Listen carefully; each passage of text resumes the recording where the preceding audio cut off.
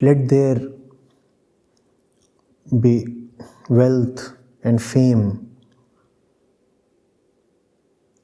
and you will discover that wealth and fame are not the answer. In itself, that is not an incorrect statement. The only thing is that it is a very inefficient approach. It is a very inefficient approach, especially the thing about fame. You see, what is fame? Fame by definition is exclusive. If everybody is famous, then nobody is famous. Fame must exclude, right? Which means that if 1,000 people try for fame, only 2 can be famous. Right? It's a clear mathematical limitation. It does not depend upon social conditions or anything. It is like a law of nature. You cannot alter it.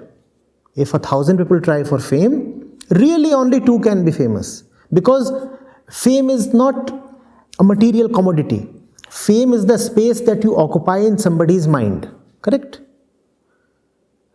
And the mind space is limited.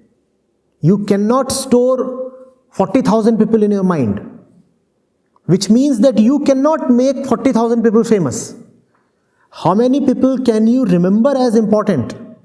2, 4, 10, 20, 50? So only these many can be famous.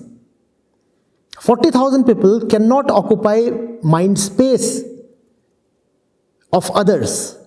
So 40,000 cannot be famous. 40,000 can be wealthy, but cannot be famous.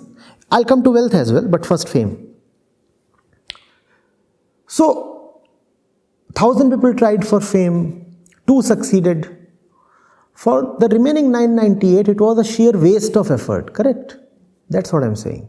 Secondly, even these 2 might obtain fame after 40 years of work. So after 40 years of work, they become famous just to discover that fame doesn't help. Couldn't the process have been shorter? So while what is being said in the statement is not incorrect, it is just inefficient.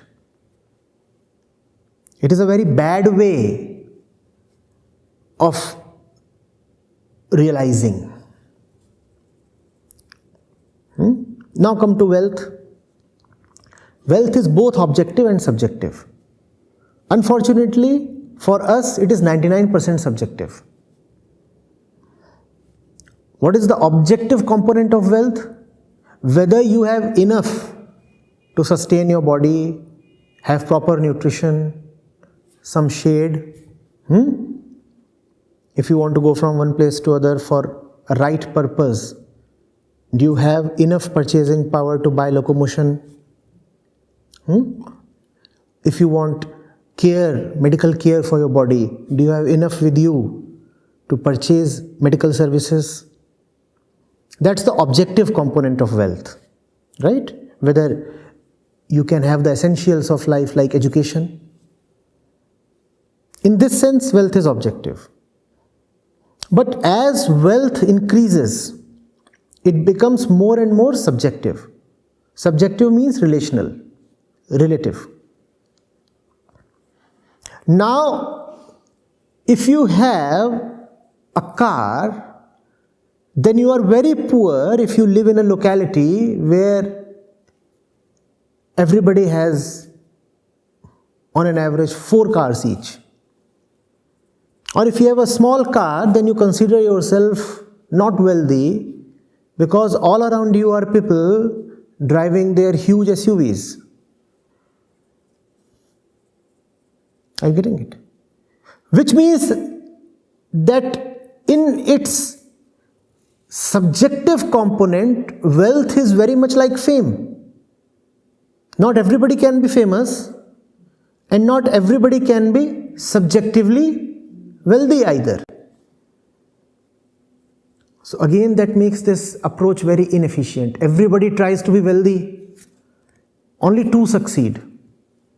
998 do not get to be wealthy, so they can never verify the statement that you made. 998 are not even in a position to verify the statement that you made. To succeed in just reaching the place where verification is possible, and they verify and they find that fame and wealth are not the answer as is contained in the statement, but then that has been a very, very expensive journey. Expensive and therefore inefficient. It is far better to reach your destination without consuming too many resources, is it not? If you burn too much oil in covering the distance, then first of all, you are wasting your own time and money. Secondly, you are a climate criminal. Are you not? So why release so much carbon undertaking a futile journey when the same realization can happen inexpensively and rather swiftly through other means?